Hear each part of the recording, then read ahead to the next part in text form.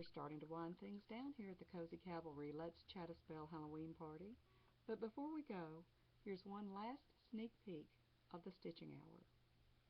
From the corner of my eye, I spotted Nellie Davis, puffy white hair sticking straight up in the breeze, walking down the street toward Mackenzie's Mocha's.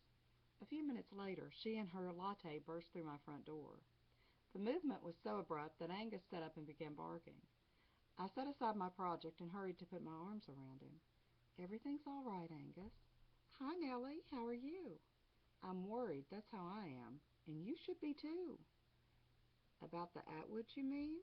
"Yes, about the Atwoods." Nellie wore her typical all-black ensemble, offset by the paleness of her skin, the white hair, and her signature red-framed eyeglasses. "I've thought all along that you were cursed, but I didn't think you'd brought it on yourself. Those two are just asking for it." "Would you like to sit down, Nellie?" "No, I don't have time." She looked over her shoulder.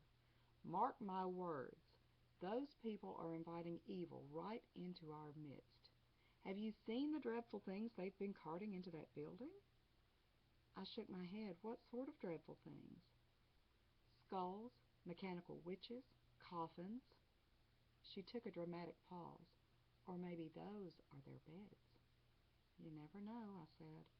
Nellie peered at me. "I think I do know. It's like they're from another time, maybe even another world." I decided to go ahead and throw out the V word. But if they were vampires, how could they walk around in daylight? "Not being able to walk in daylight is a myth they've perpetuated to trick us," said Nellie. "I looked up vampires on the internet. What Hollywood tells us is a lie. Real vampires call themselves a subculture. I call them trouble." "And you think the Atwoods are vampires because they brought coffins in for their haunted house?" I asked. "That's only part of it. And they aren't calling it a haunted house or a fun house. They're calling it a horror emporium." She shuddered. "Who knows what sort of horrors they have planned for the poor dumb souls who are willing to go in there. I won't be going. You can bet on that. Not of my own free will, anyway." She raised a bony index finger. "But don't tell them that. I don't want to wind up cursed. So, that's all I came to say. You've been warned." With those comforting parting words, she left. I was still hugging Angus, and I looked at him.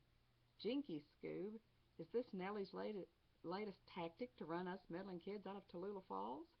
Or does she really believe the Atwoods are some sort of evildoers?"